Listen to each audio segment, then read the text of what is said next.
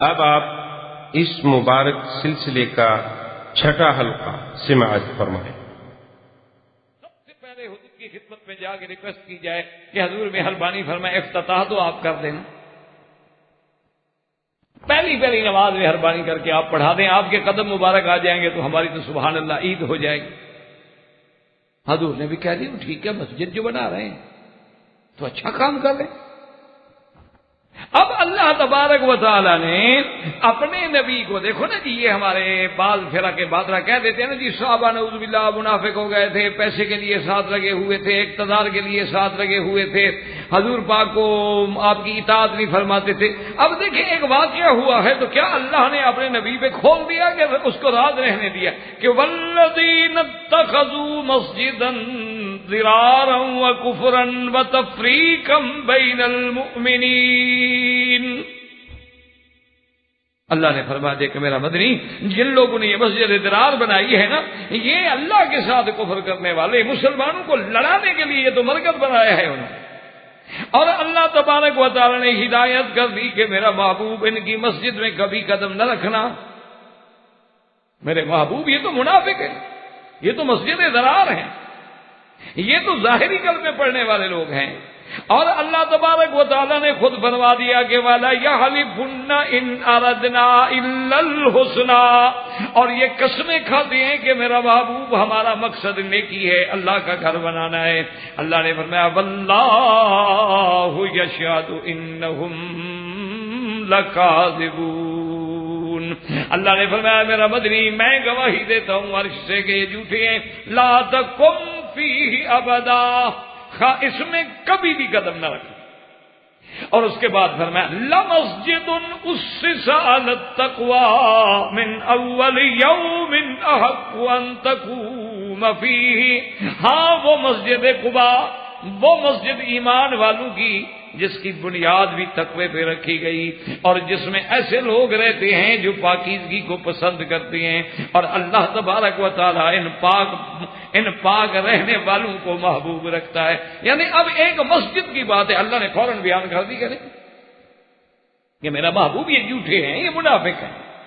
وہ جو تیرے ساتھی ہیں نا قباء والے، وہ جو تیرے ساتھی ہیں مدینے والے، وہ جو تیرے ساتھی ہیں مہاجرین انصار، وہ تو رجال یحبون ان یتطہروا، اور اللہ ان کو محبوب رکھتے۔ اور اسی طرح اللہ نے فرما دیا وَمِمَّنْ حَوْلَكُمْ مِنَ الْأَعْرَابِ مُنَافِقُونَ وَمِنْ أَهْلِ الْمَدِينَةِ مَرَدُوا عَلَى النِّفَاقِ لَا تَعْلَمُهُمْ نحن نعلمهم سنعذبهم مرتين ثم يردون إلى عذاب عظيم۔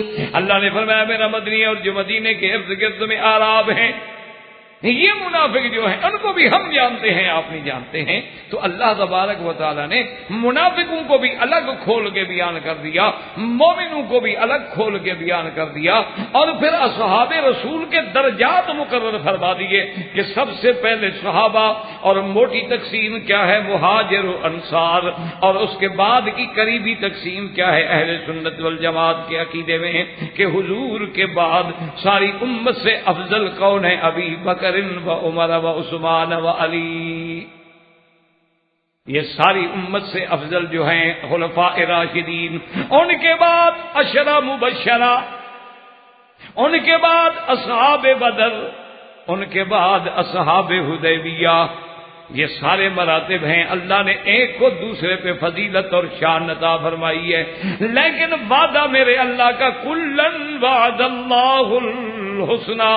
اللہ نے فرمایا میرا مدنی، تیرے صحابہ کی تو شان میں بڑا تفاوت ہے، جیسے نبیوں کی شان میں فرق ہے، لیکن میرا ان سب سے وعدہ ہے جنت کا، کیونکہ یہ سب تیرے پروانے ہیں، یہ سب تیرے ایمان والے دیوانے ہیں، ان سب کی رضا اور جنت کے فیصلے ہم کر چکے ہیں۔ اس لیے اللہ تبارک و تعالی نے اس اگلی آیت میں یہ فرما دیا کہ ان اللہ اشترى من المؤمنین انفسهم وَأَمْوَالَهُمْ بِأَنَّ لَهُمُ الْجَنَّةَ۔ اب دیکھو تم سودا کرتے ہو تو دیکھ بھال کے کرتے ہو، اور اللہ صحابہ سے سودا کر رہے ہیں تو اللہ کو پتہ نہیں ان کے ایمان کا۔ اللہ جو سودا کرے اللہ نے نہیں دیکھا، نعوذ باللہ، اللہ کے آگے تو کوئی چیز چھپی ہوئی نہیں، اللہ تو اللہ الغیوب ہے۔ اس لیے فرماتے ہیں یقاتلون فی سبیل اللہ فیقتلون ویقتلون وعدا علیہ حقا فی التوراۃ والانجیل والقرآن ومن اوفی بعہدہ من اللہ فاستبشروا ببیعکم الذی بایعتم بہ وذالک هو الفوز العظیم۔ تو اللہ تبارک و تعالی نے اصحاب رسول کو اتنی بڑی عظمتوں سے دو چار فرمایا۔ تو اب دیکھیں کہ نظام عالم چلانے کے لیے اللہ نے نبی بھیجے، رسول بھیجے۔ بات کو سمجھیں، اب نبی اور رسولوں کے بعد اب چونکہ میرے آقا جو ہے وہ آخری نبی ہے، خاتم الانبیاء ہیں، لا نبی بعدہ ولا رسول بعدہ ولا کتاب بعد کتابہ ولا شریعت بعد شریعتہ، تو اب اس نظام کو چلانے کے لیے کیا ہوگا؟ اب پھر حضور کے خلفاء، حضور کے صحابہ رضوان اللہ تعالی علیہم اجمعین کا دور آئے گا، تاکہ اس یعنی کار نبوت کو قیامت تک جاری رکھنے کے لیے کون آئیں گے؟ خلفاء۔ اور اسی طرح دیکھ لیں کہ اللہ تبارک و نبی جب بھیجنا ہو تو اللہ خود انتخاب فرمائے، کیونکہ نبوت کا مقام اتنا بلند ہے، نبوت کا مقام اتنا عظیم ہے کہ اللہ نے فرمایا اللہ اعلم حیث یجعل رسالتہ، اللہ جانتے ہیں کہ کون رسالت کا حقدار ہے۔ اللہ یصطفی من الملائکۃ رسلا ومن الناس، اللہ چنتے ہیں ملائکہ سے جس کو رسول بنانا ہے، قاصد بنانا ہے، جبریل کو چن لیا، اور انسانوں میں سے کس کو رسول و نبی بنانا ہے چنتے ہیں اللہ تبارک و تعالی۔ وہ پھر اللہ تبارک و تعالی ان کو نبی، ان کو رسول اور ان کو خلیفہ فی الارض، جیسے اللہ نے آدم علیہ السلام کو خلیفہ بنا کے بھیجا، اور اسی طرح فرمایا یا داؤد انا جعلناک خلیفۃ فی الارض، داؤد علیہ السلام کو خلیفہ بنا کے بھیجا۔ لیکن بات کو سمجھیں، وہ خلافت اللہ ہے۔ اور اب جو ہم بات کریں گے انشاءاللہ خلفاء راشدین کے بارے میں، یہ خلافت نبوت ہے، اور دونوں میں آسمان و زمین کا فرق۔ اور اسی طرح پھر بات یاد رکھیں کہ ایک تو خلافت عامہ ہے، اور اس کے بعد ایک خلافت خاصہ ہے، جس کو حضور نے فرمایا کہ وہ خلافت جو علی منہاج النبوہ ہے، خلافت نبوت ہے، خلافت رحمت ہے، اور علی منہاج النبوہ ہے۔ یہ مقام جو ہے خلافت خاصہ کا ہے، اور اس کی مدت بھی میرے آقا نے بیان کر دی کہ وہ 30 سنتاً، کہ وہ 30 سال ہے، اور اس کے بعد جو ہے پھر تغیر آئیں گے، پھر اس کے بعد بادشاہ آئیں گے۔ لیکن یہ بھی بات یاد رکھ لیں کہ بعض لوگ جو مطلقاً ملوکیت کی نفی کرتے ہیں یا بادشاہوں کی نفی کرتے ہیں، ان کی بھی غلطی ہے۔ مطلقاً بھی ملوکیت کی نفی غلط ہے۔ سلیمان علیہ السلام بھی تو ملک تھے، اللہ نے ان کو بھی تو بادشاہ بنایا، یوسف علیہ السلام کو بھی اللہ نے بادشاہ بنایا۔ اسی لیے جب یوسف علیہ السلام کے بھائی گئے تھے تو انہوں نے یہی جا کے کہا تھا نا کہ ایھا الملک، وہ بھی بادشاہ۔ اچھا، اللہ نے بنی اسرائیل پہ جب انعامات گنے ہیں تو وہاں انعامات میں کہا ہے کہ اللہ نے فرمایا جعلکم انبیاء و ملوکا، ہم نے تم میں سے نبی پیدا کیے، تم میں سے بادشاہ پیدا کیے۔ تو اگر ملوکیت جو ہے یا بادشاہت جو ہے نعوذ باللہ بالکل سراسر ظلم ہوتی تو اللہ انعام کیسے شمار کرتے اس کو؟ تو اس لیے ہمیشہ دیکھا کریں کہ اگر بادشاہت ہے لیکن قرآن و سنت کے تابع ہے، اگر بادشاہت ہے اور اللہ کے رسول کے احکام کی تنفیذ ہے، تو بادشاہت ہو، وہ چاہے خلیفے کے رنگ میں ہو، وہ چاہے ملوکیت کے رنگ میں ہو، وہ چاہے شہنشاہیت کے رنگ میں ہو، اصل تو دیکھنا یہ ہے کہ کیا وہ احکام ربی کی تنفیذ کر رہے ہیں کہ نہیں کر رہے۔ اگر کر رہے ہیں تو ان پہ اعتراض کرنے کا کسی کو حق نہیں پہنچتا۔ اللہ پاک ہمیں صحیح معنی میں دین پہ چلنے کی توفیق دے۔ وما علینا الا البلاغ، وآخر دعوانا ان الحمدللہ رب العالمین۔ برادران اسلام، واجب الاحترام بزرگوں، دوستوں، بھائیوں، عزیز نوجوانوں، ہمارے دروس کا سلسلہ خلفائے راشدین رضوان اللہ علیہم اجمعین کے فضائل و مناقب کے جو جاری ہے اللہ کی رحمت سے۔ اس پہ ابتدائی دروس میں مطلقاً اصحاب رسول پاک صلی اللہ علیہ وسلم کا ذکر ہوا، کیونکہ پہلے صحابی بنیں گے تو خلیفہ تو بعد میں بنیں گے، اس لیے سب سے پہلے تو مقام صحابیت ہے۔ صحابی بننے کے بعد پھر آگے مراتب ملیں گے۔ تو اصحاب رسول صلی اللہ علیہ وسلم کے بارے میں سلفن و خلفن اہل سنت والجماعت کا قرآن و سنت کی روشنی میں یہ عقیدہ ہے کہ تمام کے تمام صحابہ جن کو میرے آقا کی صحبت نصیب ہوئی اور ایمان پہ موت ہوئی، وہ سب کے سب صدوق ہیں، عدول ہیں، سچے ہیں، عادل ہیں، اور وہی لوگ ہیں جو سب سے دنیا میں اللہ کی مخلوق میں نبی پاک صلی اللہ علیہ وسلم کے بعد شان والے ہیں، اور وہی لوگ ہیں جن کے بارے میں اللہ نے قرآن میں اولئک ھم المفلحون، اولئک ھم الصادقون، اولئک ھم المؤمنون،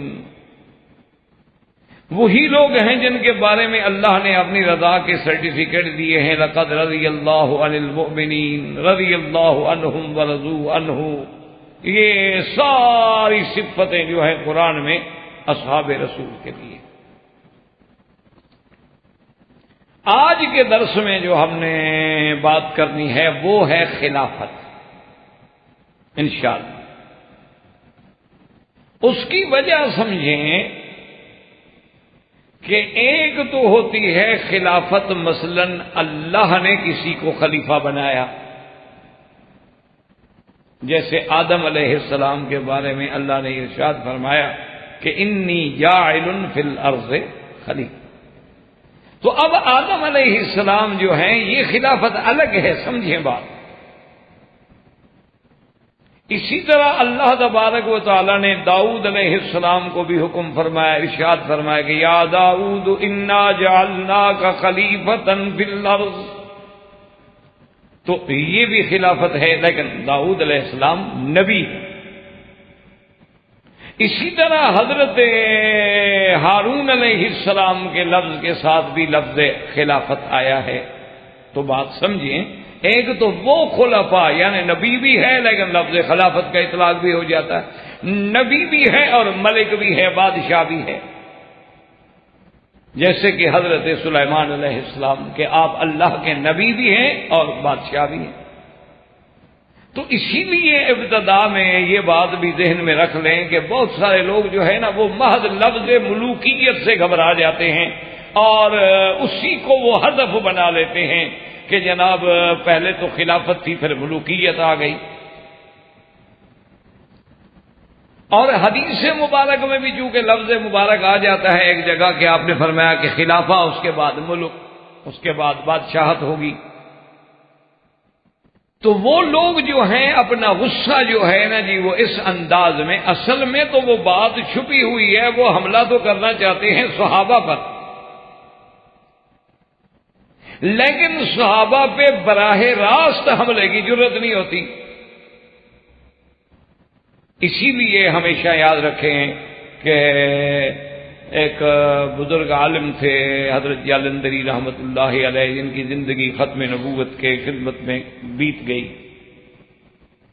ساری زندگی ان کا مشن جو تھا نا وہ ختم نبوت کی مقصد اور حفاظت، اور اسی میں الحمدللہ ان کی زندگی گزری۔ تو وہ مثال دے کے بعد سمجھاتے تھے کہ وہ ہمیشہ یہ بات جو ہے، چونکہ مثالوں سے بات ذرا زیادہ کھل کے دماغ میں بیٹھ جاتی ہے، اس لیے اللہ نے قرآن میں بھی مثالیں بیان فرمائی ہیں۔ اللہ نے قرآن میں بھی مثالیں بیان، ضرب اللہ مثلا، ضرب اللہ مثلا، اور فرمایا اسی طرح ہم مثالیں بیان کرتے ہیں تاکہ تم سمجھ سکو۔ اور مثال سے جو بات آسانی سے سمجھ آتی ہے نا جی، وہ بڑی بڑی تقریروں سے آپ کو سمجھ نہیں آئے گی۔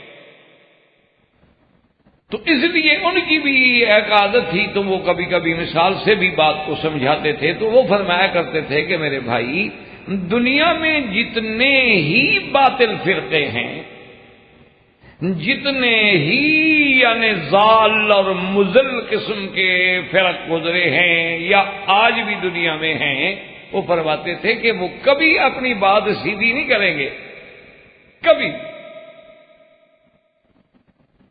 لازماً وہ ایک ایسا کلمہ اختیار کریں گے کہ کلمۃ حق ارید بہ الباطل، کہ کلمہ تو بالکل ٹھیک ہے لیکن مقصد ان کا نعوذ باللہ اس حق کے بجائے باطل کو اختیار کرنا ہے۔ اس کی ایک چھوٹی مثال دیکھ لیں گے، جیسے اہل قرآن، اب دیکھیں کلمہ کتنا اچھا ہے، کون ایسا بندہ ہوگا جو اہل قرآن نہ ہو؟ اور حضور صلی اللہ علیہ وسلم کے زمانے سے لے کر محدثین، مجتہدین، فقہاء آخر زمانے تک اہل قرآن ان لوگوں کو کہا جاتا تھا جو خدمت قرآن میں مشغول ہو گئے، کہ جنہوں نے قرآن کے جمع کرنے میں کام کیا، قرآن کے حفظ کرنے میں کام کیا، قرآن کے پڑھانے میں کام کیا، قرآن کی 7 قراتوں کو لکھنے میں کام کیا، تو ان کو کہا جاتا تھا اہل قرآن۔ ٹھیک بات ہے، کیونکہ وہ خدمت قرآن میں، حفاظت قرآن میں مشغول تھے، اس لیے ان کو ہمیشہ جو ہے یعنی اس لفظ سے یاد کیا گیا کہ اہل قرآن، یا جیسے اصحاب حدیث، اہل حدیث، جو لوگ حدیث کی خدمت میں مشغول ہوتے تھے، حدیثیں جمع کرنا، حدیثوں کی تدوین، ان کی اسناد پہ بحث کرنا، اسماء اور رجال کو کنگھالنا، پھر ایک ایک حدیث کے مراتب کا خیال رکھنا، پھر ان کو کتب اور ابواب میں جمع کرنا، بالکل ٹھیک بات، کوئی بات نہیں، بڑا اچھا لفظ ہے۔ اچھا، اب بدقسمتی یہ ہو گئی کہ ہمارے ملک میں ایک فرقہ پیدا ہوا جس نے حدیث رسول کا انکار کر دیا اور اپنا نام رکھ لیا اہل قرآن۔ اب دیکھو نام انہوں نے کون سا استعمال کیا؟ اہل قرآن۔ اور در بردہ پرویز تھا، برق تھا، اور تھا، بڑے بڑے لوگ تھے اس میں، اور جنہوں نے بالکل حدیث رسول صلی اللہ علیہ وسلم کا انکار کر دیا، نعوذ باللہ، انہوں نے کہا ہم حدیث مانتے ہی نہیں ہے، تو 250 سال بعد لکھی گئی ہے، اور 250 سال تک کیسے کسی کو بات یاد رہ سکتی ہے کہ پھر وہ یہ کہے کہ یہ لفظ بھی وہی ہیں جو حضور صلی اللہ علیہ وسلم نے فرمائے تھے۔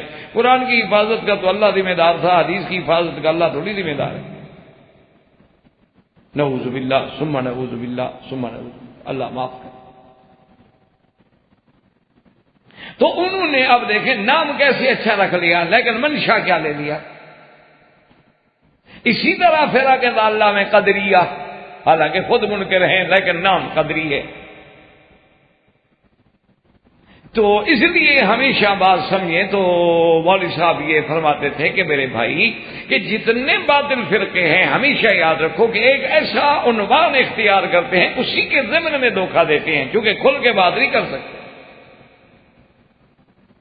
اور اس کی مثال دیتے تھے کہ مثلا ایک آدمی دودھ بیچ رہا ہے، آپ نے بھیجا ہے کسی ڈاکٹر صاحب کو، کسی پڑھے لکھے آدمی کو کہ بھائی 1 کلو دودھ لے آؤ، تو وہ جب وہاں گئے تو اس نے کہا کہ جی ہاں 20 روپے کلو دودھ کی قیمت ہے، لیکن میں دودھ تب دوں گا 1 کلو آپ دودھ خریدیں اور آدھا کلو پانی کے پیسے بھی دیں۔ تو کون بے وقوف ہے جو اس کو کہا میں دودھ خریدنے آیا ہوں کہ پانی خریدنے آیا ہوں؟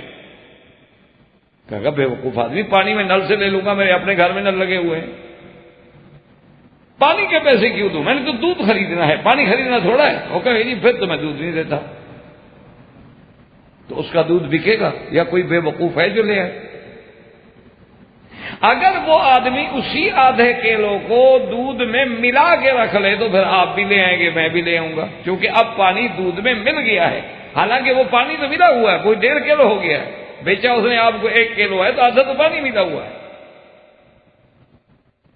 لیکن اب چونکہ وہ مل گیا ہے، آپ نے بھی خرید لیا، میں نے بھی خرید لیا۔ تو اسی طرح جتنے باطل فرقے ہیں ہمیشہ مثلا جو نعوذ باللہ شرک و بدعات میں الجھنے والے، وہ دعویٰ کریں گے حضور کی محبت کا اور لے جائیں گے آپ کو بدعت میں۔ دعویٰ یہ ہے کہ جی ہمیں حضور سے محبت ہے، کمال ہے یار، یہ کیسے لوگ ہو؟ ہم اگر حضور صلی اللہ علیہ وسلم کی ولادت مبارک پہ خوشی مناتے ہیں، ہم اگر میلاد مناتے ہیں، ہم اگر جناب اس دن جھنڈیاں لگاتے ہیں، مینار مسجدوں کو چراغاں کرتے ہیں، ہم اس دن خیرات کرتے ہیں، خوشی کا اظہار کرتے ہیں، دیکھو آخر حضور کی خوشی کی بات ہے۔ اور دیکھو حضور کی خوشی تو کافر بھی کرتے تھے، آپ کے چاچے کو پتہ لگا تو آپ نے اپنی باندی کو آزاد کر دیا۔ تو یار یہ ایسی بات ہے، کمال ہے، کیسے لوگ یا تم حضور کا کلمہ نہیں پڑھتے، حضور سے محبت نہیں ہے، کیوں روکتے ہو؟ اب دیکھیں دعویٰ عشق رسول کا ہے، دعویٰ محبت رسول کا ہے، لیکن کام کیا ہو رہا ہے کہ ایک سیدھی سی بات ہے کہ ایک 5 جماعت پڑھا ہوا آدمی بھی ان سے پوچھ سکتا ہے کہ میرے بھائی اگر یہ اس تاریخ کو میلاد منانا کیا یہ امر دین ہے یا دین نہیں ہے؟ یہ میلاد منانا جو ہے کیا یہ دین ہے یا دین نہیں ہے؟ دیکھو نا ہر چیز یا دین ہوگا یا دین نہیں ہوگا، تو اگر یہ دین نہیں ہے تو پھر تو جھگڑا ہی ختم ہو گیا، تو پھر تو دین کے علاوہ باہر کی کوئی چیز ہے نا، پھر تو بدعت ہو گئی۔ اور اگر یہ دین ہے تو کیا دین تو حضور کے زمانے میں مکمل ہو گیا، تو اللہ کے نبی نے جہاں ہمیں مسح کرنا سکھلا دیا، انگلیوں میں خلال سکھلا دیا، اتنی ضروری مسئلہ نہیں سمجھایا کہ میرے ولادت والے دن جھنڈیاں لگانا۔ تو اگر حضور نے نہیں بدلایا تو دین مکمل نہیں ہوا، اور اگر دین مکمل ہو چکا ہے تو مانا یہ بات دین میں شامل نہیں۔ اچھا بعض لوگ یہ کہہ دیتے ہیں کہ ہاں جی بالکل بات آپ ٹھیک کہتے ہیں مولوی صاحب، دین میں تو خیر شامل نہیں ہے، لیکن بہرحال ایک محبت کا اظہار ہے، تو بہرحال یہ محبت کا اظہار صحابہ کو سمجھ نہیں آیا، خلفائے راشدین کو بھی سمجھ نہیں آیا، اہل بیت رسول کو بھی سمجھ نہیں آیا۔ چلو تم دیگیں پکا لیتے ہو، بی بی فاطمہ الزہرا کو چھوٹی سی ایک پلیٹ ہی بنا کے بھجوا دیتی مسجد میں، جو اس زمانے میں پیسے کم ہوں گے، چھوٹی سی خیرات تو وہ بھی کر سکتی تھی، اور بی بی فاطمہ سے بھی آپ کو زیادہ محبت ہے حضور سے، صدیق عمر عثمان و علی سے بھی زیادہ محبت ہے، اہل بیت رسول سے بھی زیادہ محبت ہے۔ تو یہ تو 600 سال بعد ایک بادشاہ گزرا ہے مظفر الدین، 600 سال بعد مصر کے علاقے میں وہ بادشاہ تھا، اس کی بادشاہی کو خطرہ پڑ گیا تو اس نے مولویوں کو بلایا کہ کوئی حل نکالو۔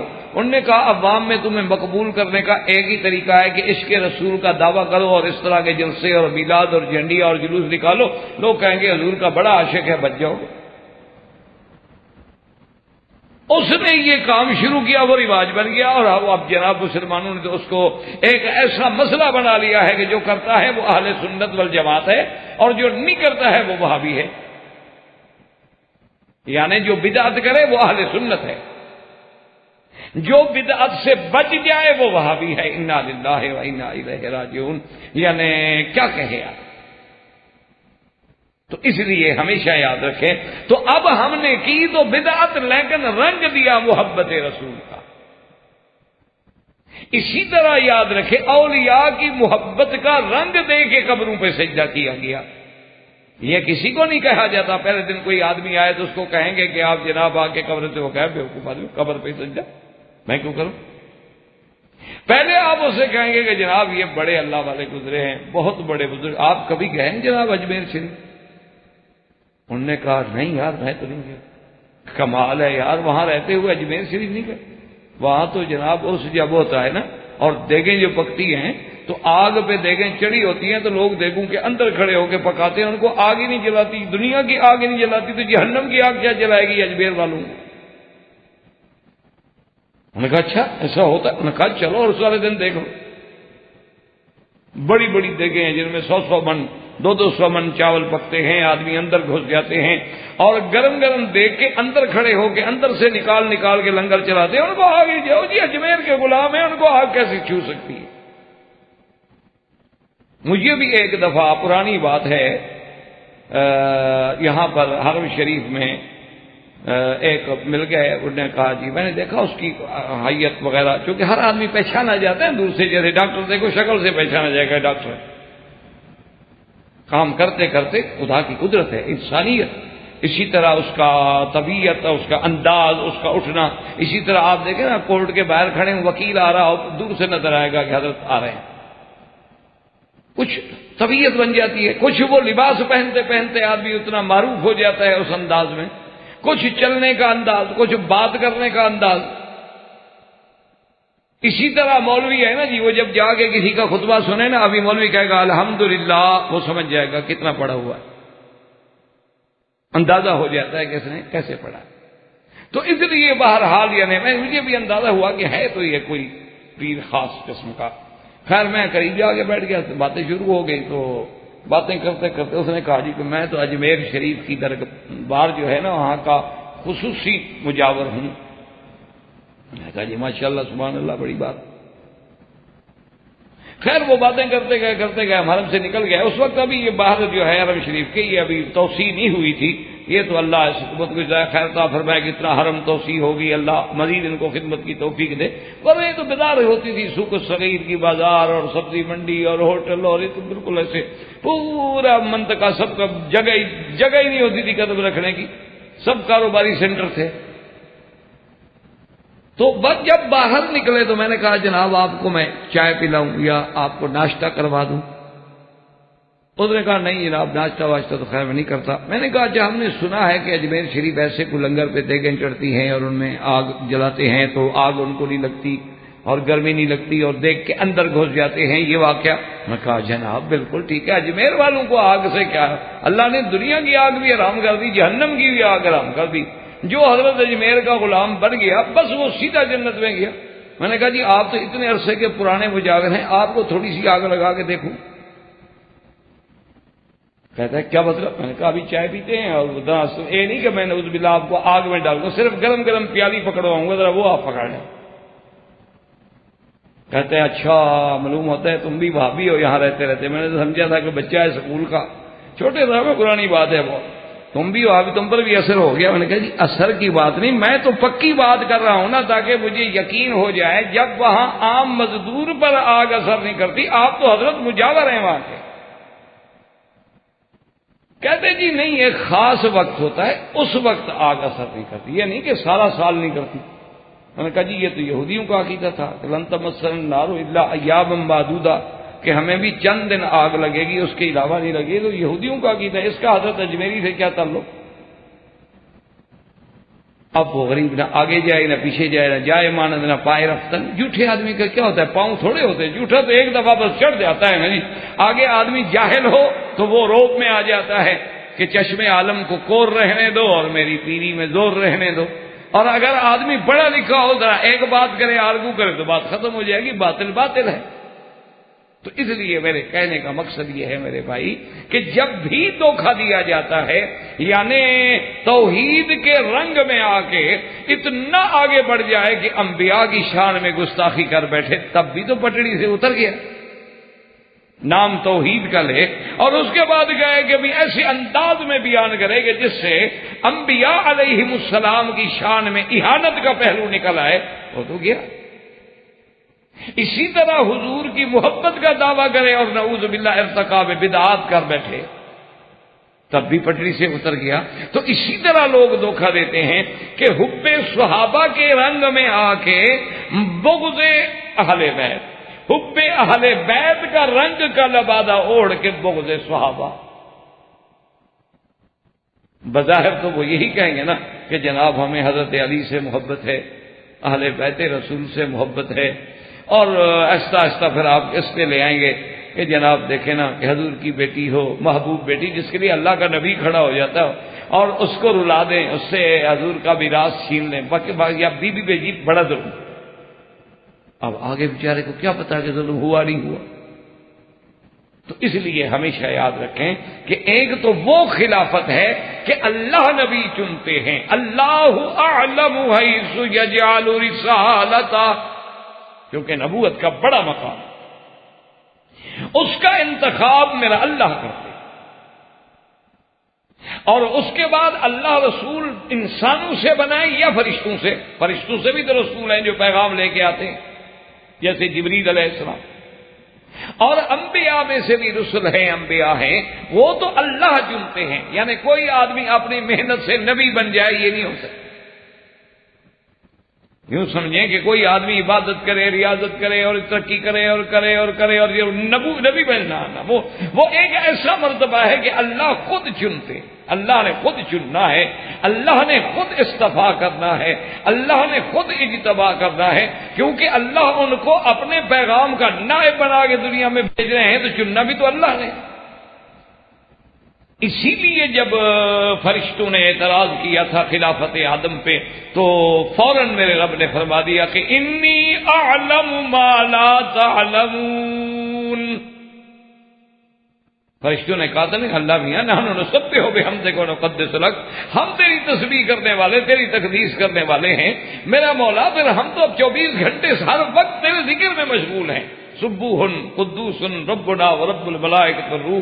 اللہ نے فرمایا تمہیں پتہ نہیں میں نے زمین کی خلافت کے لیے بندہ بھیجنا ہے، صرف صوفی بنا کے نہیں بھیجنا کہ تم صرف ذکر ہی کرتے رہو۔ تو زمین کا کام جو ہے اور معاملات جو ہیں وہ بھی تو نمٹا رہے ہیں، وہ تو میں جانتا ہوں نا کہ کس کو بھیجنا ہے، تمہیں کیا پتا۔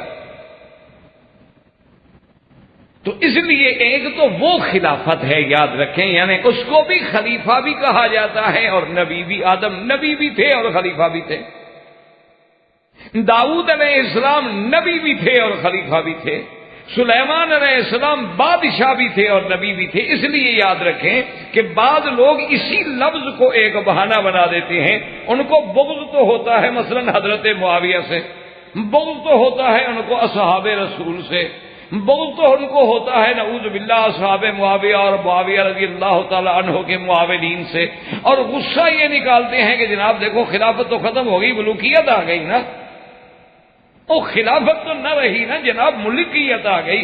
اچھا اب جو دور ہے یہاں ہم جمہوریت کے مارے ہوئے ہیں تو وہ بھی اسی کو انداز دیتے ہوں گے، تو جناب یہ دیکھیں نا کہ ملوکیت آ گئی نا جی، آمریت آ گئی نا جی، ڈکٹیٹرشپ آ گئی نا جی، وہ جمہوریت تو نہ رہی۔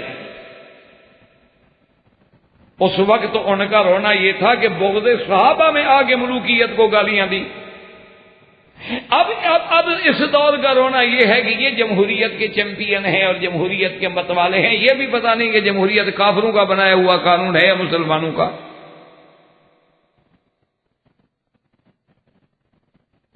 اس لیے ہر بات کو سب ٹھیک ہے، ایک معاملہ ہے، ایک ملک ہے، کسی قانون کے تابع اس کو چلایا جا رہا ہے، وہ الگ بات ہے۔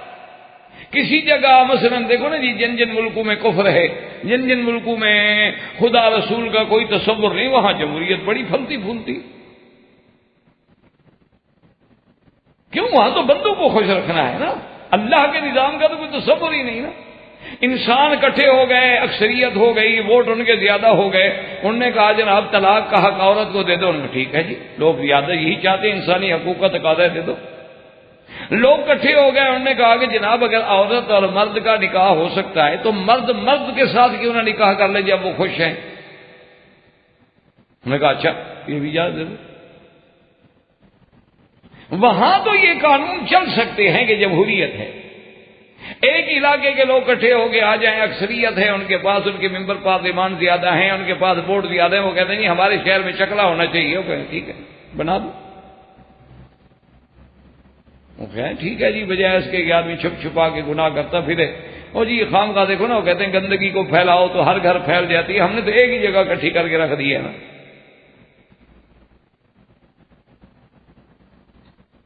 رکھنے کی کیا ضرورت ہے؟ اتنی اچھی چیزیں کھا لیتے وہ گندگی ہمیشہ کے لیے اندر چلی جاتی، محفوظ ہو جاتی۔ عقل دوڑاتے ہیں نا حضرات۔ لیکن جہاں اللہ کا قانون ہے یاد رکھو وہاں ملوکیت میں بھی کوئی عیب نہیں ہے۔ اصل اسلام یہ چاہتا ہے، یہ دیکھنا ہوگا کہ کیا وہ بادشاہ بن کے میرے حکم کا پابند ہے تو ٹھیک ہے، کوئی عیب نہیں۔ جیسے آپ دیکھیں اس ملک میں بادشاہ ہے، لیکن ایسے بادشاہ آپ نے دنیا میں دیکھے ہیں جو اپنے آپ کو خادم کہلائیں، ایسے تو دیکھے ہوں گے جو اپنے آپ کو ذل اللہ کہلوائیں، اپنے آپ کو ذل سبحانی، آ جہانی، اور جناب وہ شاہن شاہ پتہ نہیں کیا کیا القاب اور ہٹو بچو سرکار حسن کی آتی ہے کہ پہرے لگوائیں. لیکن جناب یہ آپ نے دیکھا ہے کہ بادشاہ وہ کہہ کہ نہیں مجھے بادشاہ نہیں خادم لکھو، اور اپنے ہر لیٹر پہ بھی اپنے آپ کو خادم کہلوائے. وجہ کیا ہے کہ قرآن و سنت کا دماغ پہ دل پہ فکر پہ غلبہ، کہ بھی ہمیں تو حرمین کی خدمت سے جو کچھ ملا ہے ملا ہے، ہمیں تو اس کے خادم بننے کا اعزاز بھی مل جائے تو کتنا بڑا اعزاز ہے. اور اس کے ساتھ پھر دیکھیں قرآن و سنت کی ماشاءاللہ عملداری ہے، ہر جگہ قضات ہیں، امر بالمعروف ہے، نہی عن المنکر ہے. اور اس کے بعد جناب یہ ہے کہ قضات کا فیصلہ جو ہے وہ عین کتاب اللہ اور سنت رسول اللہ، یا فروعی مسائل ہیں تو فقہ امام احمد بن حنبل رحمۃ اللہ علیہ.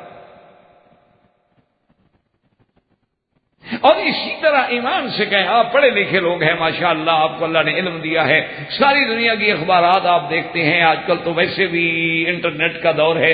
ایمان سے کہیں کہ پوری دنیا کی پارلیمنٹ کو بھی سامنے رکھیں اور ان کے ارکان شورا کو بھی سامنے رکھیں.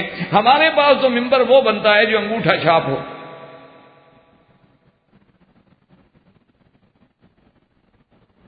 اس بیچارے کو اپنا نام لکھنا نہ آتا ہو. بات یہ ہے کہ بس آدمی بڑا ہو، ذمہ دار ہو، جگیردار ہو، پیر ہو، ووٹ مل جاتے. یعنی ہمارے علاقوں میں تو یہ ہوتا ہے کہ جو جتنا بڑا کودن ہونا الیکشن میں اتنا زیادہ جلدی کامیاب ہوگا. آپ دیکھ لیں کہ کہیں فلم سٹار آ رہے ہیں، ساری زندگی جو فلموں میں کام کرتے رہے، ساری زندگی جو زنا کے کاروبار کرتے رہے، وہ کامران ہوتے ہیں. جمہوریت ہے نا جی ماشاءاللہ، بڑا پیارا قانون ہے. اچھا پھر وہ لوگ آ گئے جو خود جرائم پیشہ ہیں، کرمنل ہیں، جن پر جرائم میں مقدمے چل رہے ہیں، جن پہ بعض کو جرائم میں سزا ہو چکی ہے، لیکن نہیں ووٹ ہے نہیں ہمارے پاس، عوام نے ہم کو چنا ہے جی. یہ کیا جمہوریت ہے؟ اور ان کا پاس دیکھ لیں شورا میں ماشاءاللہ تقریباً 120 آدمی ہیں، جس میں تقریباً جو ہے 50 کے قریب تو وہ لوگ ہیں جو پی ایچ ڈی ہیں. اب آپ سمجھتے ہیں پڑھے لکھے لوگ ہیں، آپ کو پتا ہے کہ پی ایچ ڈی کرنا کوئی آسان بات نہیں ہوتی. یعنی موجودہ دور کا آخری درجہ ہے علم کا. پی ایچ ڈی کر لینا، ڈاکٹر بن جانا، دکتورا پہ پہنچ جانا کوئی آسان نہیں ہوتا. اور پھر جس آدمی نے جس فن میں، مثلا آپ کا کسی نے ڈاکٹری میں کی ہے، کسی نے علم میں کی ہے، کسی نے حدیث میں کی ہے، کسی نے اصول حدیث میں کی ہے، کسی نے اصول فقہ میں کی ہے، کسی نے فقہ میں کی ہے، تو بہرحال اس کا علم اتنا الحمدللہ گہرا ہوگا تبھی جا کے اسے شہادت ملے گی. اس پہ وہ کتاب لکھے گا، مناقشہ ہوگا، علماء بیٹھ کے بحث کریں گے. ایسے تھوڑی ڈگری پکڑا دیں گے کہ تم لکھ دیا لے جاؤ. اور ان میں کتنے انجینئر ہیں، کتنے ماہرین ہیں اپنے اپنے کاروبار کے. وجہ کیا ہے کہ بالکل عین یہاں جو ہے نا وہی نقشہ ہے کہ شورا ہے، اور ماشاءاللہ اس کے نظام جو ہے وہ اسلام کے مطابق. تو اس لیے کبھی بھی ملوکیت پہ حملہ نہ کریں. اگر ملوکیت اسلام میں نعوذ باللہ بری ہوتی تو پھر سلیمان علیہ السلام بادشاہ کیوں؟ ان کو تو اللہ ملک نہ کہتے نا. یوسف علیہ السلام کو کیا کہا گیا؟ ملک. قرآن میں وہ یا ایھا الملک انا ابا، کہ اے بادشاہ. لیکن پھر کیا ہے؟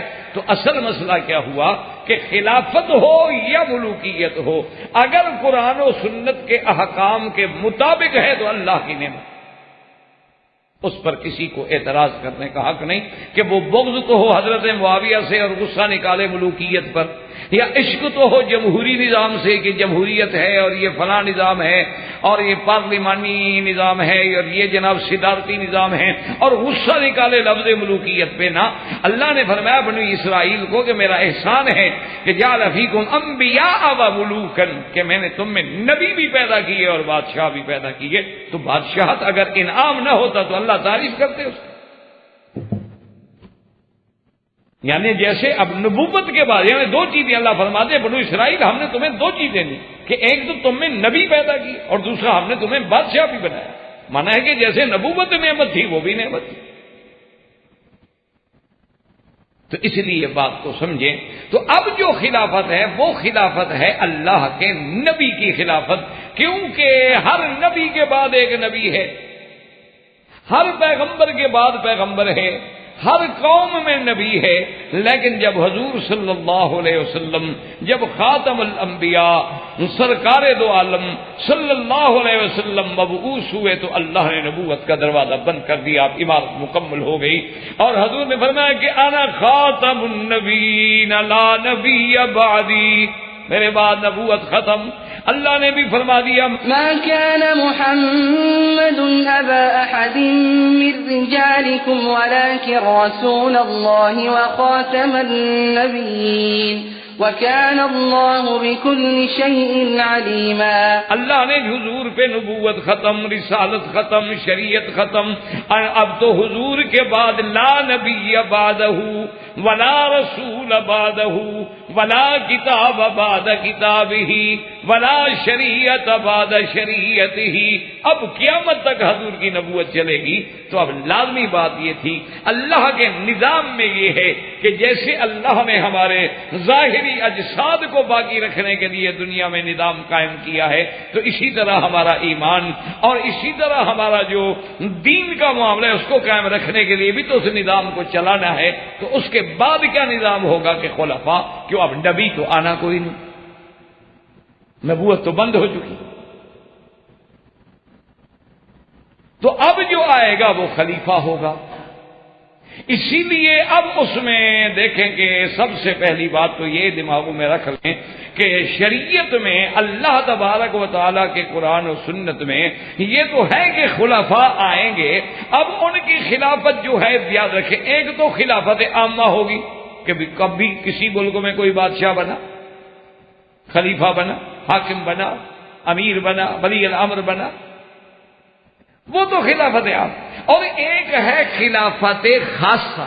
خلافت خاصہ کا کیا مانا کہ خاص طور پہ وہ لوگ جو میرے محبوب رحمت للعالمین کے بعد خلیفہ بنے اور انہوں نے انہی کاموں کو مکمل کیا جو اللہ کے نبی نے کرنے تھے.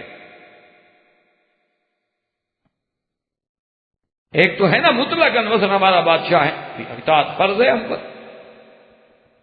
اولو الامر کی اطاعت جو ہے اللہ نے مقامی دین رکھے ہیں کہ بھئی اطیعوا اللہ و اطیعوا الرسول الامر منکم، اللہ کی، اللہ کے رسول کی اور اولو الامر کی اطاعت. اب اولو الامر میں دونوں قول جمع کر لیں کہ دین کا مسئلہ پوچھنا ہو تو علماء اولو الامر ہوں گے، ائمہ اولو الامر ہوں گے، اور دنیا کا نظام ہوگا تو حاکم اولو الامر ہوگا. ہم نے سب کی اطاعت کرنی.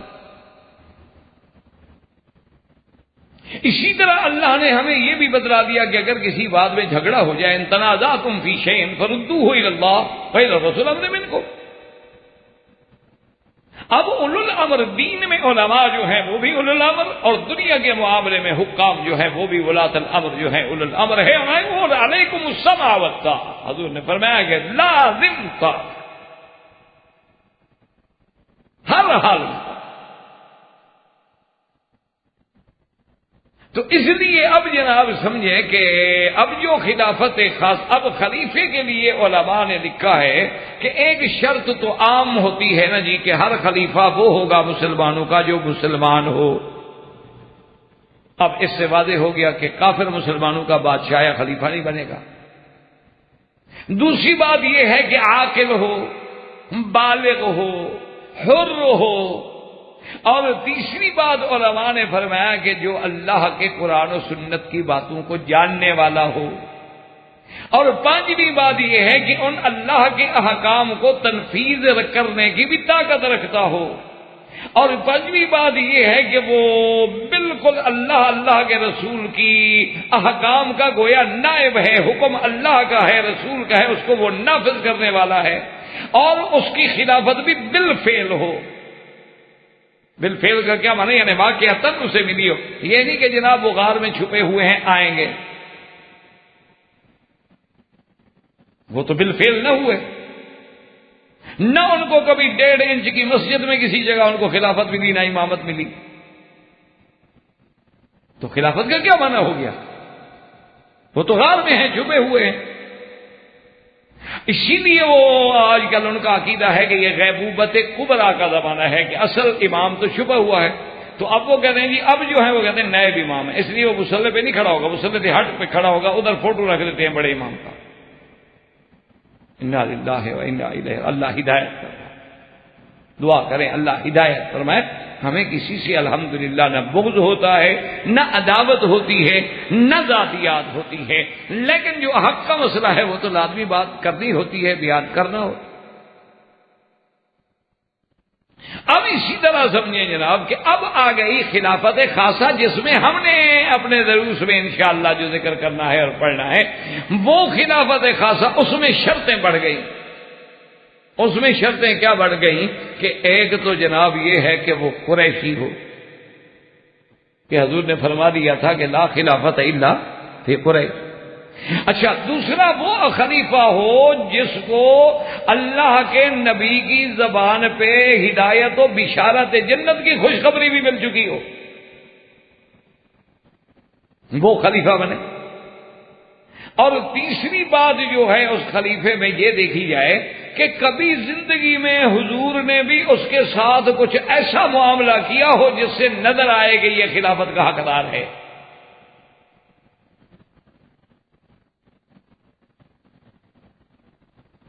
اور اسی طرح سے اس کے اندر یہ بات بھی پائی جائے کہ جو اللہ نے وعدے کیے تھے قرآن میں اپنے نبی کے ساتھ وہ بھی اس کے ہاتھ پہ پورے ہوں. یعنی جو وعدے اللہ نے کیے اپنے نبی سے کہ آپ کے ساتھ میرا وعدہ ہے کہ آپ کا دین غالب ہوگا، تو وہ کام جو ہے وہ بھی اس کے دور میں آ کے ہو تاکہ پتہ لگے نا واقعی یہ نبی کا نائب ہے، کہ وہ کام جو نبی کے ساتھ وعدے ہو چکے تھے اس کے دور میں پورے ہو رہے ہیں. یہ ساری باتیں آپ ذہن میں رکھیں گے انشاءاللہ تو پھر خلفائے راشدین کا مقام سمجھ آئے. اب چوتھی بات یہ ہے کہ خلیفہ بنے کیسے. یاد رکھیں کہ بھی خلیفہ جو بنانا ہے تو کیسے بنے گا. اسلام کے نظریے میں خلیفہ کیسے بنایا جائے گا تو اس کے تقریباً علماء نے 4 طریقے رکھے.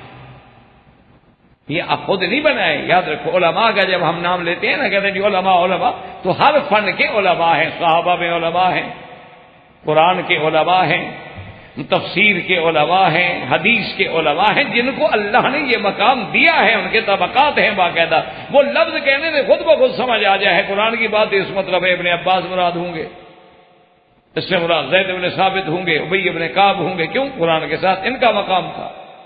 جب کوئی فقہ کی بات آئے گی اور صحابہ کے تو عبداللہ بن مسعود مراد ہو جائیں گے.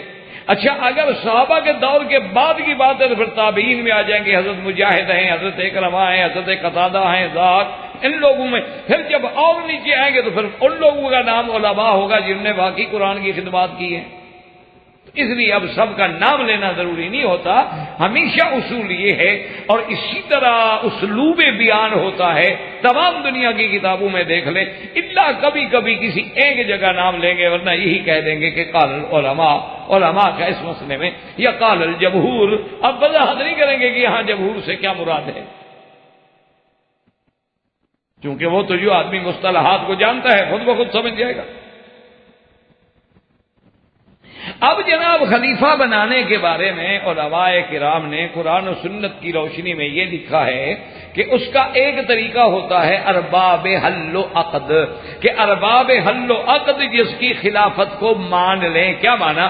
یعنی وہ لوگ جو سنجیدہ ہیں، علم والے، عقل والے، دیانت والے، فہم والے، اور جن کو ایسے مسائل کے سمجھنے کا یعنی اللہ نے مہارت بھی عطا فرمائی ہے اور جن کی بات دین میں وزن رکھتی ہے. انہوں نے ایک آدمی کو بنا لیا، بیعت کر لی، فلا ہو گیا. اچھا، اب یہ بھی ضروری نہیں ہوتا کہ ارباب حل و عقد کا معنی یہ ہو کہ پورے اس ملک میں، پورے عالم میں جتنے ہو تو سب کو اکٹھا کرنے میں 10 سال لگ جائیں گے.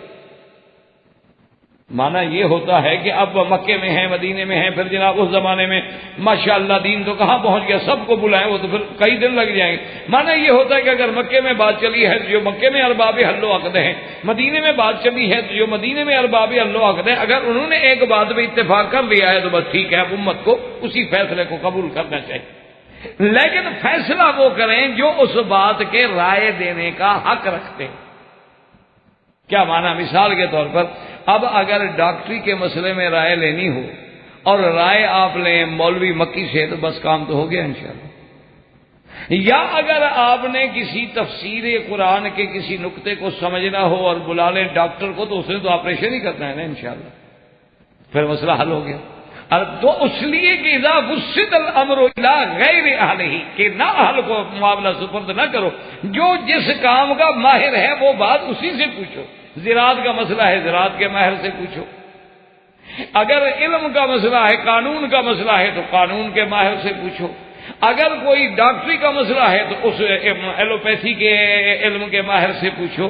تو اس سے اسی طرح دین کا معاملہ ہے دین کے ماہر سے پوچھو، دنیا کا معاملہ ہے دنیا کے ماہر سے پوچھو. اسی لیے وہ بھی ہماری راہبری حضور پاک نے کر دی ہے کہ جب حضور نے دیکھا کہ صحابہ نر کھجور سے بور لے کے مادہ کھجور میں ڈال رہے ہیں تو حضور نے فرمایا کہ ماں آدھا یہ کیا کرتے؟ انہوں نے کہا حضور یہ تعبیر ہے، تعبیر النخل ہے، اس طرح پھر پھل زیادہ آتا ہے کھجوروں میں. اور چھوڑو کیا پھل اللہ دیتے ہیں. صحابہ نے کہا ٹھیک ہے چھوڑ دیا. اگلے سال پھل ہی کوئی نہیں. حضور نے فرمایا کیا ہوا بھائی؟ وہ تو کھجوریں نہیں آئی اس دفعہ. انہوں نے کہا حضور آپ نے منع کر دیا تھا کہ تعبیر نہ کرو، ہم نے نہیں کی تو پھل لگا ہی نہیں. تو نے فرمایا اچھا انتم اعلم بامور دنیاکم، بابا دنیا کا ہم تم جانو، اللہ کے نبی کا کام دین سے ہوتا ہے، دنیاوی معاملہ تم جانو جیسے وہ کرتے رہو. یہ دنیا کا معاملہ ہے، کوئی دین کا معاملہ تو ہے نہیں. تو اس لیے کہ بھئی اللہ کا ایک نظام ہے کہ جیسے انسان میں ذکر و انثى کی ایک طاقت ہے، اسی طرح اللہ نے نباتات میں بھی وہ اثر رکھا ہے. اللہ کی شان ہے، نباتات میں بھی وہ اثر ہے، اس میں بھی مذکر و مؤنث ہے. ابھی اسی طرح آپ دیکھیں پھولوں میں بھی دیکھ لیں، رات کی رانی ہے ایک دن کا راجا ہے. اچھا آمنے سامنے لگا دو پھر دیکھو جناب ان کی خوشبو کیسے کھڑتے ہیں. جیسے دنیا کے ہمارے آج کل 14ویں صدی کے مجنو ہوتے ہیں نا، کسی کو دیکھنے دیکھا کیسے کھڑتے ہیں بیچارے ماشاءاللہ. بڑا لمبا سفر کر کے ادھر سے ادھر سے آئیں گے کہ نظر پڑ جائے، ہو سکتا ہے وہ اپنی ماں ہو بہن ہو، پھر شرمندہ ہو کے پیچھے لوٹتے ہیں بیچارے. کھڑے ہو جاتے ہیں نا کالج کے باہر، سڑکوں کے باہر، سکولوں کے باہر. ماشاءاللہ ہمارے آج کل کے 21ویں صدی کے مجنو ہیں، ابھی پڑھا نہیں 21 صدی کے مجنو نے کتنے بندے مار ڈالے. انا للہ و انا الیہ راجعون. اللہ پاک رہے وہ تو کافر تھے چلو کوئی ہو، لیکن حادثہ کتنا بڑا ہے. ہم تو عقل پہ کہہ رہے ہیں، عقل پہ رو رہے ہیں، ورنہ کافر پہ ہم نے کیا انا للہ پڑھ لی. بات حادثے کی ہو رہی ہے کہ بیٹا ہو اور جھگڑا کیا ہے ایک عورت، جو اخباروں میں آیا حقیقت علم اللہ کو ہے. تو بہرحال میرے کہنے کا مقصد یہ تھا کہ بات کو سمجھیں کہ ارباب حل و عقد. ایک تو یہ ہو گیا. دوسرا طریقہ کیا ہوا خلیفہ بنانے کا؟ یاد رکھ لیں کہ جو پہلا خلیفہ ہے وہ خود کسی کو نامزد کر دے کہ بھی میرے بعد فلاں خلیفہ ہو، اور امت مان لے، یعنی اعتراض نہ کرے تو وہ بھی خلافت پکی ہو. تیسرا طریقہ یہ ہے کہ خلیفہ ایک شورا، ایک کمیٹی بنا دیتا ہے، 5 آدمی کی، 6 آدمی کی، 10 آدمی کی، 20 آدمی کی، 100 آدمی کی. وہ کمیٹی بھائی چن لے کے اس کو بنانا ہے، تو وہ جس کو چن لیں گے وہ بھی خلیفہ. اور ایک طریقہ یہ ہوتا ہے کہ نہ ارباب حل و عقد ہے، نہ پہلے خلیفے نے چنا ہے، نہ اس کو کسی کمیٹی نے منتخب کیا ہے، لیکن حالات ایسے پیدا ہوئے کہ وہ کرسی پہ آ گیا اور امت نے اعتراض بھی نہیں کیا، تو اس کو بھی خلیفہ کہا جائے گا اور اس کی اطاعت کی جائے. اور اسی طرح اب ایک بات یاد رکھ رہے ہیں کہ خلافت ہے یا بادشاہت ہے، جو کرسی پہ آ گیا ہمارا ولی بن گیا، اس کی اطاعت ہر حال میں لازمی ہو. اسمعوا واطیعوا، ہر حال میں. ہاں الا ان یکون کفرا بواحا، ہاں کوئی ایسی بات ہو نعوذ باللہ وہ کہے کہ نماز چھوڑ دو، یعنی کفر بواح کا کوئی حکم دے، یا کہے کہ سارے مسلمان رہو نعوذ باللہ کافر بن جاؤ، یعنی اللہ نہ کرے، اللہ نہ کرے. پھر تو نہیں، کیونکہ کسی معصیت میں تو ہم اطاعت نہیں کریں گے، ورنہ ہر معاملے میں چاہے جان مال اپنا نقصان ہوتا ہے ہو جائے، لیکن امیر کی ولی الامر کی اطاعت جو ہے ہر حال میں نہ ہو جائے، نقصان ہونے دو. کیونکہ اس اطاعت نہ کرنے میں جو فتنہ ہے وہ تو پورے عالم اسلام کو تباہ کر دے گا. اب یہ 4 طریقے بن گئے. اب اسی سے ہمیں یہ انداز بھی ہو گیا ہوگا، آپ کو بات سمجھ آ گئی ہوگی انشاءاللہ، کہ اہل سنت والجماعت کے نزدیک یہ ضروری نہیں ہوتا کہ اللہ کے نبی کی خلافت کا حکم قرآن میں ہو، یا خلافت جو ہے منصوص من اللہ ہو یا منصوص ہو علی لسان رسول اللہ صلی اللہ علیہ وسلم، کہ حضور ذاتی طور پہ حکم دے کے اس کو بناؤ۔ اہل سنت کے نزدیک یہ ضروری نہیں۔ ہاں اہل سنت کے نزدیک اتنا ہے کہ ہم حضور کے تعامل کو دیکھیں گے، آپ کے اشارات کو دیکھیں گے، آپ کے فرمودات کو دیکھیں گے، اسی روشنی میں ہمیں اندازہ ہو جائے گا کہ خلیفہ کون کون ہوگا، ورنہ صریح حکم نہیں ہوگا۔ اور روافض کے نزدیک یہ ضروری ہے، وہ کہتے ہیں کہ نہیں، جیسے نبی اللہ کی طرف سے منصوص ہے، امامت جو ہے وہ بھی منصوص من اللہ ہے، لیکن لطف کی بات یہ ہے کہ ایک آیت بھی قرآن میں بیچارے نہیں دکھا سکتے کہ بھی کون سی آیت ہے جو اتری ہو کہ فلاں کو امام بناؤ، ایک آیت بھی نہیں۔ دعویٰ بڑا ہے ان کا کہ بھئی بالکل جی امامت بھی منصوص، لیکن بھئی منصوص جو ہو کوئی قرآن کا حکم، کوئی حدیث صحیح غیر معارض، وہ پھر بہت زیادہ بھی بیچارے ادھر ادھر سے دوڑ لگائے نا، پھر ایک بہانہ بنا لیتے ہیں، وہ کہتے ہیں جی یہ نعوذ باللہ قرآن ہی مکمل نہیں۔ چل تو جب قرآن ہی مکمل نہ رہا تو پہلے ایمان رہا، جب ایمان نہیں رہا باقی جھگڑے میں پھر ہم کیوں پڑیں، خام خواہ آپ کے ساتھ بحث ہی کیوں کریں، تو مسئلہ ہی ختم ہو گیا۔ انہوں نے کہا اچھا جی کیوں مکمل نہیں؟ انہوں نے کہا اصل بات یہ ہے نا کہ حضور کے بعد وہ 3 صحابہ نے قرآن جمع کیا تھا نا، تو جو باتیں ان کے حق میں تھی وہ تو رہنے دی، اور جو باتیں حضرت علی اور حضرت اہل بیت کے حق میں تھی وہ گرا دی، اور کچھ یہ تھا کہ کوئی لکھا ہوا تھا تو کہتے ہیں بکری کھا گئی۔ انا للہ و انا الیہ راجعون۔ اللہ ہدایت دے، اللہ سب کی ہدایت کے فیصلے فرمائے۔ وہ بھی کیا کریں، ان کے دماغ میں یہی باتیں بٹھائی جاتی ہیں، پڑھائی جاتی ہیں، کہاں جائیں بیچارے، جب ان کے سامنے حق کی روشنی آتی ہے تو پھر وہ بھی سمجھتے۔ اب ہمارے نزدیک یہ نہیں، ہمارے نزدیک یہ ہے کہ اللہ نے قرآن میں بھی اشارہ فرمایا اور اللہ کے نبی نے بھی اشارات فرمائے۔ اب ان میں سے یہ آیت مبارک ہے جس کو کہتے ہیں آیت استخلاف۔ اللہ نے فرمایا وعد اللہ الذین آمنوا منکم وعملوا الصالحات لیستخلفنہم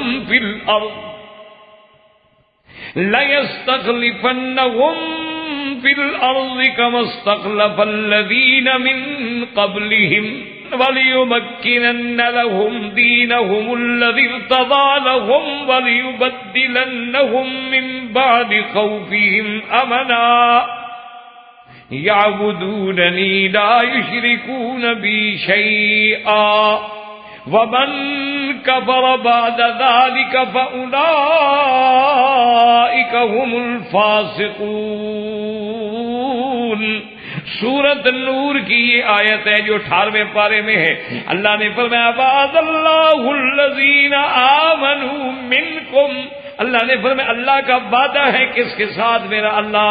اللہ نے فرمایا جو تم میں ایمان والے ہیں۔ کیا وعدہ ہے میرا اللہ؟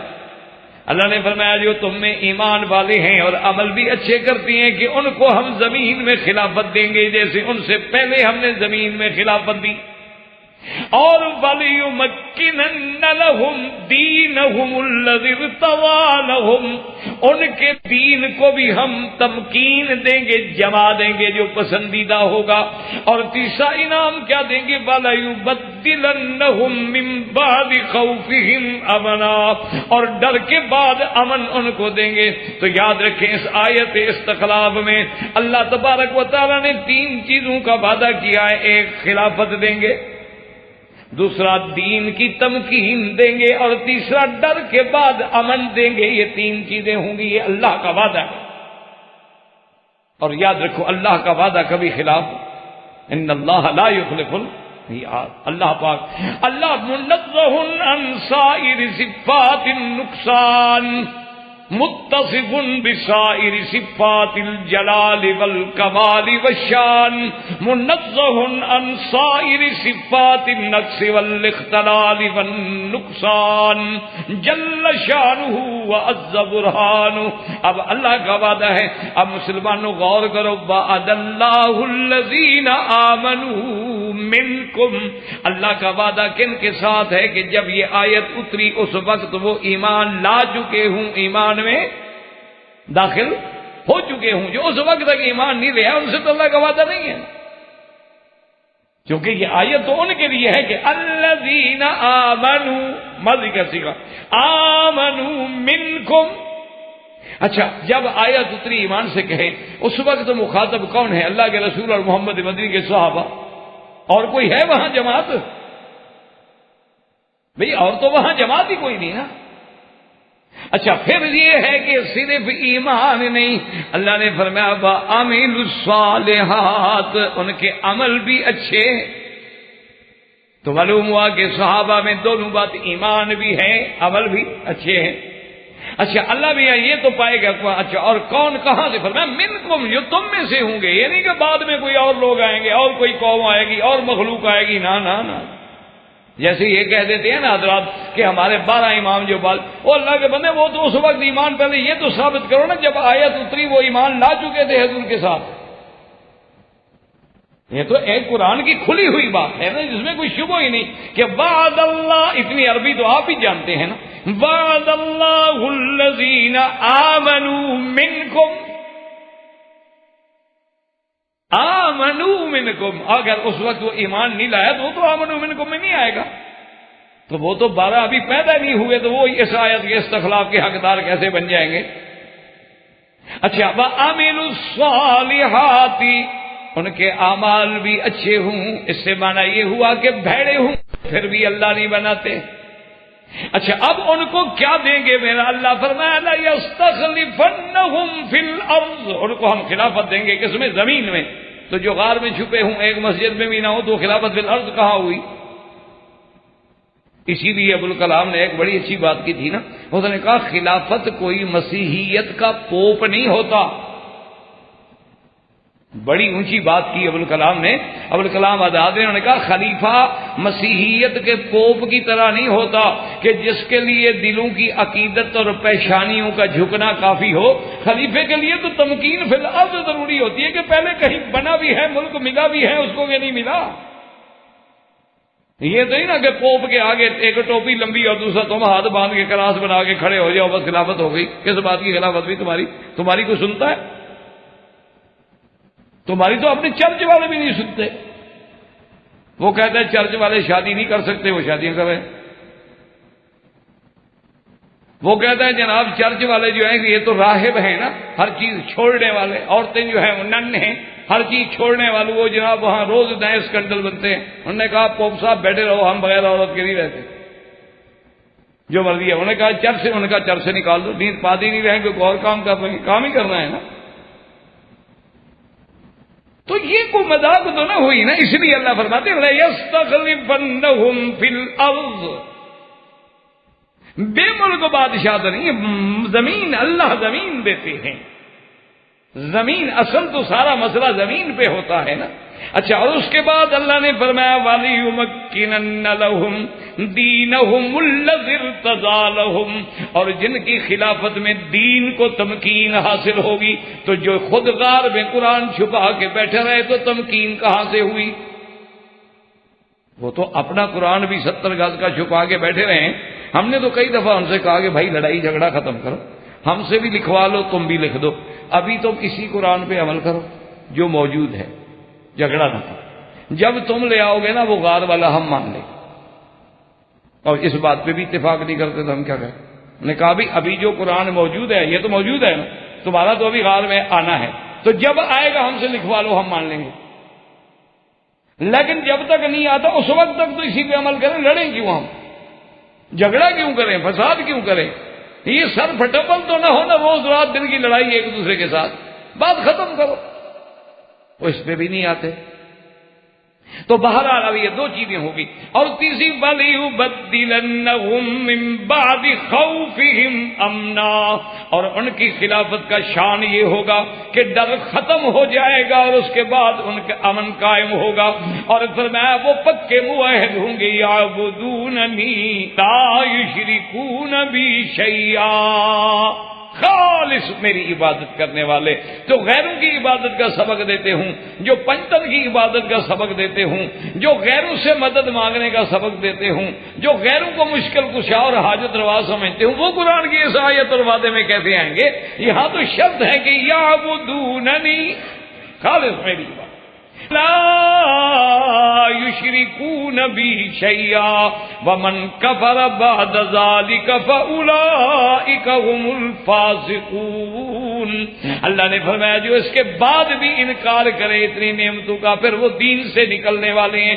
فسق کا معنی خروج نتا، حد سے نکل جانا، جیسے چوہے کو بھی عربی میں کہتے ہیں فویسقا، اس لیے کہتے ہیں فویسقا، کبھی ادھر سے نکل گیا کبھی ادھر سے نکل گیا۔ تو فاسق کا معنی بھی ہوتا ہے کہ اللہ کی حدود کو توڑ کے نکل جانے والا۔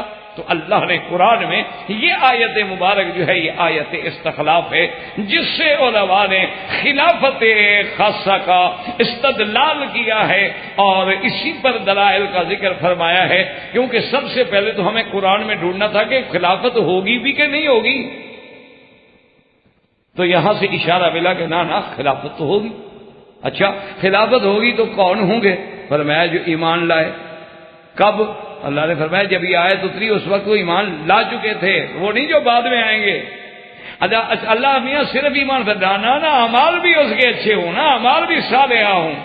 اچھا جب وہ بن جائیں گے تو کیا کریں گے؟ فرمایا دین کو تمکن حاصل ہوگا، ان کو خلافت فی الارض حاصل ہوگی، اور خوف جو ہے ختم ہو کے مومن کو امن نصیب ہوگا۔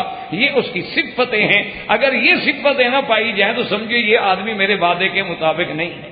یعنی اگر امن نہ ملے، یا اگر دین کو تمکین نہ ملے، یا اگر استخلاف فی الارض نہ ملے تو سمجھو یہ اس وعدے کے مطابق پورا نہیں اترا ہے، تو لہذا یہ مستحق نہیں ہوگا۔ تو یہ آیت استخلاف ہے، اور اسی طرح کی اور بھی آیات ہیں۔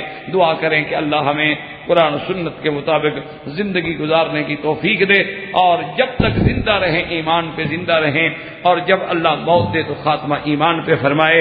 وما علینا الا البلاغ وآخر دعوانا ان الحمد للہ رب العالمین۔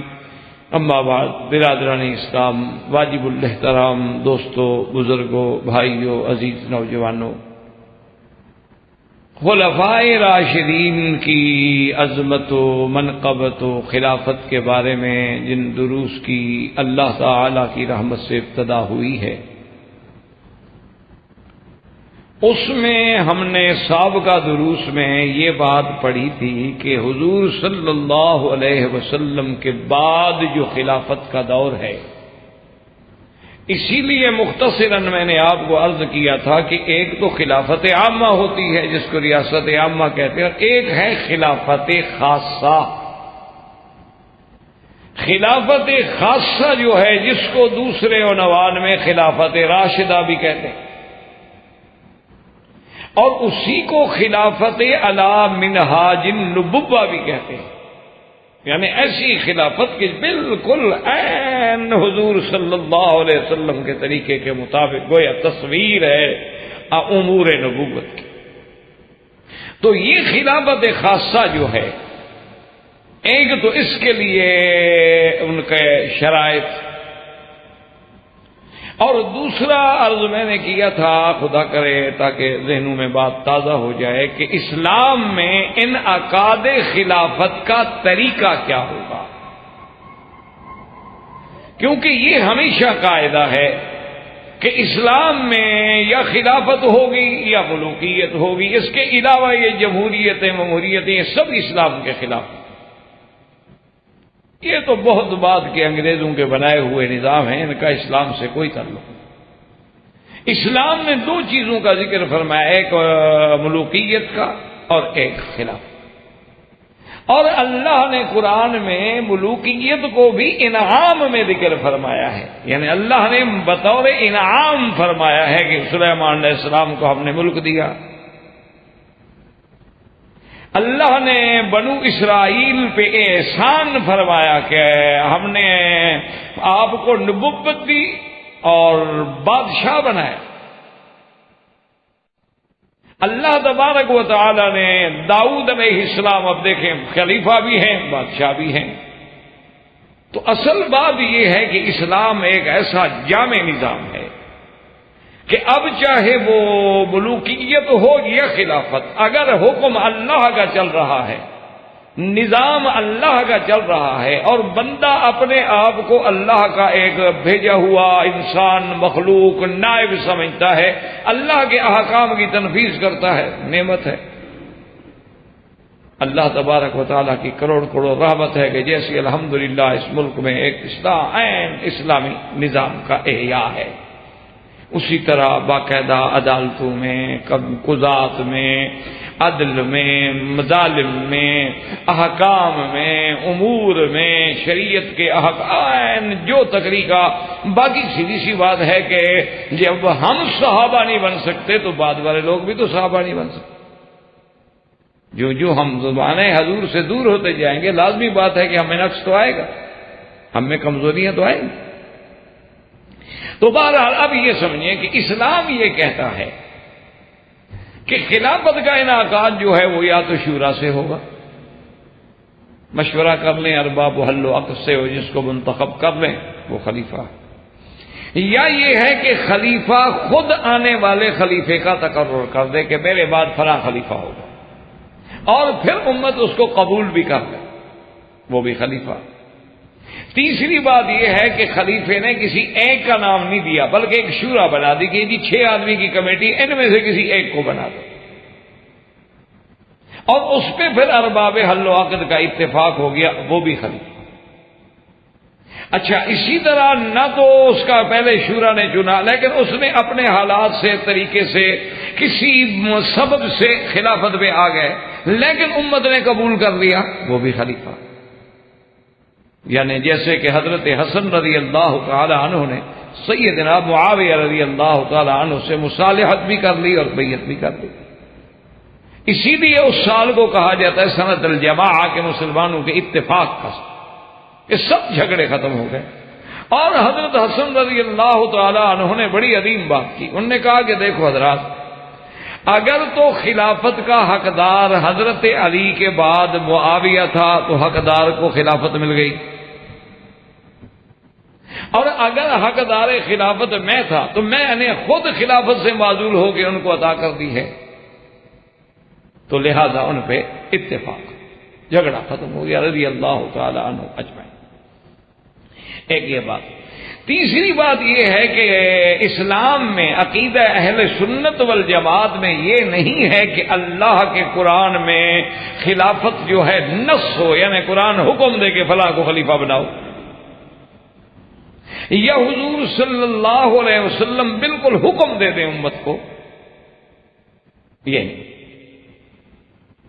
ما سوائے اثنا عشریہ یا شش امامیہ یا باقی جتنے فرق ہیں، فرق باطلہ، وہ کہتے ہیں کہ نہیں منسوخ ہوتی ہے امامت بھی، خلافت بھی، لیکن نہ ان کے پاس قرآن سے کوئی دلیل ہے اور نہ حدیث رسول عربی صلی اللہ علیہ وسلم سے کوئی دلیل ہے۔ ایک ویسے تو پھر ہر باطل کا طریقہ ہے نا جی کہ کھینچ تان کے تو دلیلیں پھر ہر کوئی بنا لیتا ہے، کوئی بھی آدمی اپنے آپ کو جھوٹا کہنے کے لیے تیار نہیں ہوتا۔ آج بھی دیکھ لیں جو لوگ ہندو بتوں کی پوجا کرتے ہیں، آپ نے تو دیکھا ہوا ہے کہ ان کے بت بنتے ہیں، بازاروں میں بکتے ہیں، خدا بک رہا ہے، بندہ جا کے خدا خرید کر کے لے آتا ہے۔ یعنی ایسے خدا بھی آپ نے دیکھے جس کو خود مخلوق خریدتی ہو۔ اچھا، کبھی کبھی تو وہ خدا آٹے کا اور گھی کا اس کا بھی بنا لیتے ہیں، بعد میں خود خدا کو کھا لیتے ہیں، مخلوق خدا کو کھا گئی۔ اب اس کا تو کوئی حل نہیں، ان سے بھی پوچھیں، وہ بھی کہیں گے آپ کو کہ ہاں جی ہمارے پاس بھی دلائل ہیں، ہم ایسے تھوڑے پاگل ہو گئے ہیں، اتنے آدمی ہیں، ہم سارے بیوقوف ہو گئے۔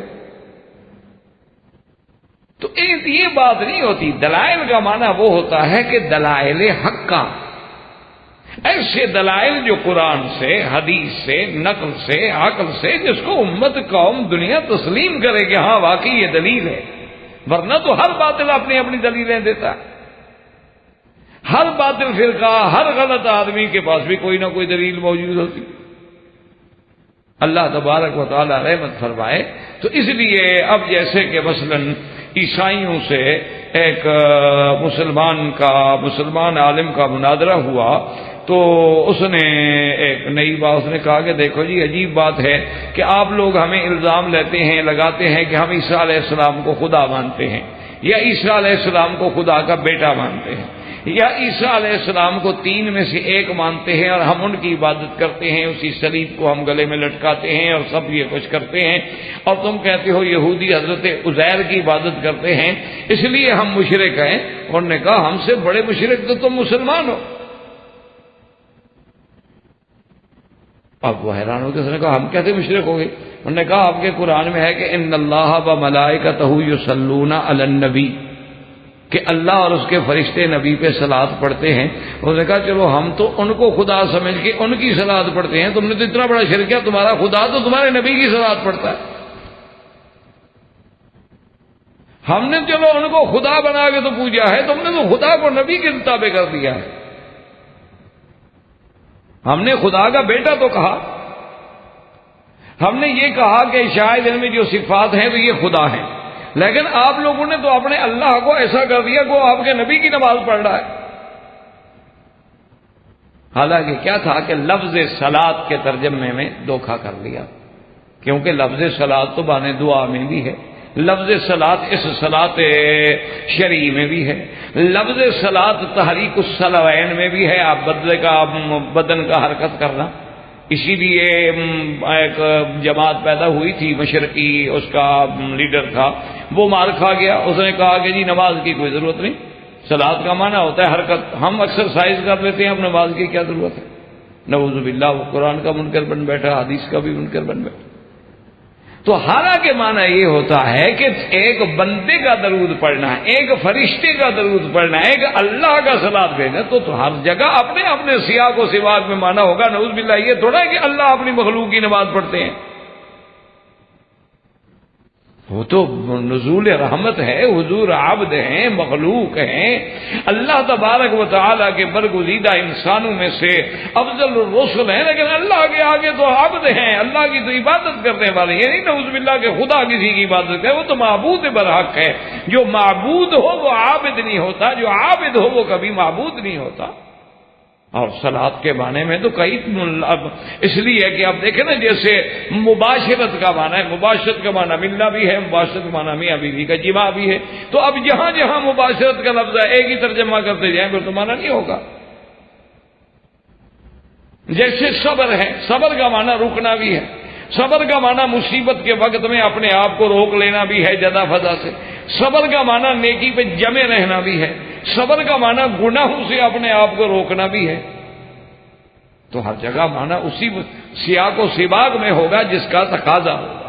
اب جیسے لفظ عین ہے تو اس کا معنی آنکھ بھی ہے، عین کا معنی چشمہ بھی ہے، عین کا معنی یہ گھٹنے کی ہڈی بھی ہے، عین کا معنی جاسوس بھی ہے، عین کا معنی سورج بھی ہے۔ تو اب یہ تھوڑا ہے کہ ہر جگہ ہم ایک معنی لے لیں گے۔ اس لیے میں عرض کر رہا تھا کہ جھوٹی دلیلیں تو باطل کے پاس بھی ہوتی ہیں، ہندو کے پاس بیٹھے وہ بھی آپ کو دلائل دیں گے، آپ عیسائیوں کے پاس بیٹھے وہ بھی آپ کو دلائل دیں گے، آپ قادیانیوں کے پاس بیٹھے وہ بھی آپ کو دلائل دیں گے، بلکہ نعوذ باللہ اگر آپ اپنے مذہب کو اچھی طرح نہیں سمجھتے ہیں تو باطل فرقوں کے پاس تو اتنی باتیں ہوتی ہیں کہ وہ آپ کو چکرا کے رکھ دیں۔ تو باہر صورت یہ ہے کہ اب یہ دیکھا جائے گا کہ اسلام میں عقیدہ اہل سنت والجماعت میں خلیفہ رسول کے لیے نص نہیں ہوگی۔ کیوں؟ اگر نص ہو تو پھر مشورے کی کیا ضرورت؟ پھر حکم ہے اللہ کا، پھر مشورے کی کیا ضرورت؟ اگر حضور پاک کسی چیز کا حکم دے دیں تو بس اس کے بعد مشورے کا کیا معنی؟ یاد رکھو، مسلمان کے لیے جب اللہ اور اللہ کے رسول کا ایک حکم سری آ جائے تو اس کے بعد کیا مطلب؟ یہ جو ائمہ کرام کے اختلاف ہوتے ہیں یہ اس لیے نہیں ہوتے کہ وہاں حضور کے حکم کی مخالفت ہو رہی ہے، نعوذ باللہ ثم نعوذ باللہ، اللہ معاف کرے، اللہ معاف کرے، اللہ معاف کرے۔ جب احکام منسوخ ہے اس میں کیا اجتہاد؟ اجتہاد تو وہاں ہوگا جیسے کہ صحیح حدیث میں حضرت معاذ نے عرض کیا، جب حضور نے پوچھا کہ جب کوئی فیصلہ آئے تو کیسے کرو گے؟ انہوں نے کہا بکتاب اللہ۔ حضور نے فرمایا ان لم تجد، کتاب اللہ میں نہ ملے، انہوں نے کہا یا صرف سنت رسول اللہ۔ آپ نے فرمایا پھر اس میں بھی نہ ملے، کہا پھر اجتہد۔ تو ہمیشہ یاد رکھیں اجتہاد ان مسائل میں تو اس لیے اب ہمیشہ یاد رکھ لیں کہ بھئی نس تو ہوتی تو مشورے کی ضرورت ہی نہیں ہے نا. جب اللہ رسول کہتے ہیں بس ختم ہو گئی ہو. آمنا و صدقنا, وہاں تو ایک ہی بات ہوتی ہے اطیعوا اللہ و اطیعوا الرسول. بلکہ انسان جتنے صاحب فہم و ذکا ہیں, جن کو اللہ نے فہم عطا فرمائی ہے, ایمان سے کہیں ہم تو حضرت صدیق کی صداقت کے یا ان کی شان عظمت کے کیوں قائل ہیں؟ کس کی تصدیق کی تھی؟ بات کو سمجھیں کہ ہم حضرت صدیق کے فدا ہیں الحمدللہ. کیوں؟ کس کی تصدیق کی حضرت ابو بکر نے؟ رسول اللہ. احباب کرام, اس کے بعد اب آپ اس مبارک سلسلے کی CD نمبر 7 سماعت فرمائیں.